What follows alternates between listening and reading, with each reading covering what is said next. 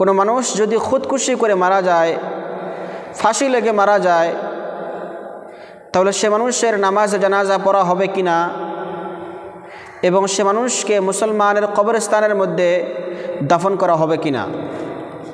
আরেকটি মাসলা হচ্ছে, কোনো মানুষের জিন্দগির মধ্যে যদি বহুত নামাজ কাজা হয়ে যায়,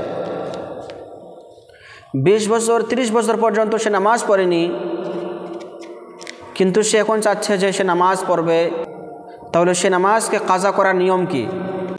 নাহমাদুহু ওয়া নুসাল্লি আলা রাসূলিহিল কারীম, আম্মা বা'দ, ফাআউযু বিল্লাহি মিনাশ শাইতানির রাজীম, বিসমিল্লাহির রহমানির রহিম। قل هل يستوي الذين يعلمون والذين لا يعلمون إنما يتذكر أولو الألباب। প্রিয় ভাই বন্ধু সকল, আজকে আমরা গুরুত্বপূর্ণ কয়েকটি মাসলা জানব। প্রথম মাসলা হচ্ছে যে কোনো জওয়ান মানুষের উপরে যদি হজ ফরজ হয়, তাহলে সে মানুষ আগে বিয়া করবে না হজ আদায় করবে? তো এই বিষয়ে মাসলা হচ্ছে, যদি সে মানুষ হালতে এতেদালের মধ্যে হয়, অর্থাৎ তার একটা ইয়াকিন আছে যে আমার দ্বারা জানা হবে না, তাহলে সে মানুষ আগে হজ আদায় করবে এবং তারপরে সে মানুষ এসে বিয়া করবে। আর যদি সে মানুষের এটা ইয়াকিন হয়ে যায় যে যদি আমি বিয়া না করি তাহলে আমার দ্বারাই জেনা হয়ে যাবে, তাহলে সে মানুষ আগে বিয়া করবে এবং তারপরে সে মানুষ হজ আদায় করবে। এবং 2 নম্বর মাসআলা হচ্ছে, কোনো মানুষ যদি খুদকুশি করে মারা যায়, ফাঁসি লেগে মারা যায়, তাহলে সে মানুষের নামাজ জানাজা পড়া হবে কিনা এবং সে মানুষকে মুসলমানের কবরস্থানের মধ্যে দাফন করা হবে কিনা। তো এই বিষয়ে মাসলা হচ্ছে যে সে মানুষের নামাজ জানাজা পড়া হবে এবং সে মানুষকে মুসলমানের কবরস্থানের মধ্যে দাফন করা হবে, কিন্তু সে কওমের যে বড় বড় মানুষ আছে, সে কওমের যে নেক সালেহ মানুষ আছে, সে মানুষগুলো সে নামাজ জানাজার মধ্যে শরিক হবে না, যাতে করে এটা ইবরত হাসিল হয়ে যায় যে এই কাজটি হচ্ছে বহুত খারাপ কাজ। এবং 3 নম্বর মাসলা হচ্ছে, যে কোনো মানুষ যদি নামাজের প্রথম রাকাতের মধ্যে ভুলে বসে যায়, তাহলে সে মানুষের নামাজ হবে কিনা। তো এই বিষয়ে মাসলা হচ্ছে,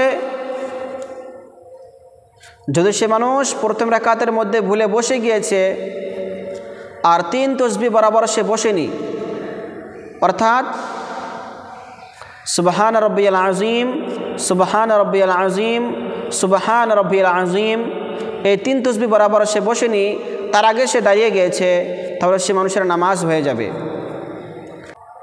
আর যদি সে মানুষ 3 তাসবিহ পর্যন্ত বসেছে এবং তারপরে স্মরণ হয়েছে এবং তারপরে সে মানুষ দাঁড়িয়ে গিয়েছে, তাহলে সে মানুষের উপরে সেজদা সহ ওয়াজিব হবে। যদি সে মানুষ সেজদা সহ করে নেয়, তাহলে তার নামাজ সহি হয়ে যাবে।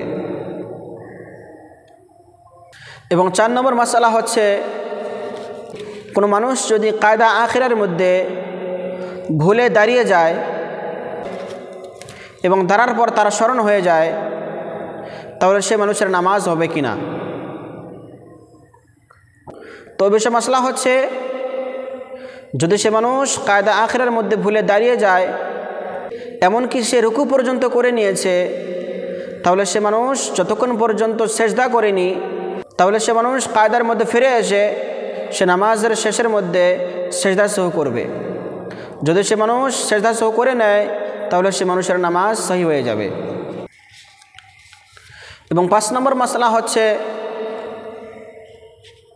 কোনো মানুষের জিন্দগির মধ্যে যদি বহুত নামাজ কাজা হয়ে যায়, 20 বছর 30 বছর পর্যন্ত সে নামাজ পড়েনি, কিন্তু সে এখন চাচ্ছে যে সে নামাজ পড়বে, তাহলে সে নামাজকে কাজা করার নিয়ম কি? তো সে নামাজকে কাজা করার নিয়ম হচ্ছে, সে মানুষ নিয়ত করবে যে আমার জিন্দেগির মধ্যে, আমার জিম্মার মধ্যে যতগুলো জোহরের নামাজ আছে, উদাহরণস্বরূপ আমি সেখান থেকে প্রথম জোহর কিংবা তো সেখান থেকে আমি আখিরি জোহর পড়তেছি, কিংবা তো সে মানুষ কোনো তারিখ মোতায়েন করবে, কোনো তারিখ নির্দিষ্ট করবে যে আমি অমুক বছরের অমুক দিনের জোহরের নামাজ আদায় করতেছি, তাহলে সে মানুষের নামাজ সহি হয়ে যাবে। এমন করে সে বাকি নামাজ আদায় করবে। এবং 6 নম্বর মাসআলা হচ্ছে যে নামাজের এক রাকাতের মধ্যে কয়টি সিজদা করা ফরজ।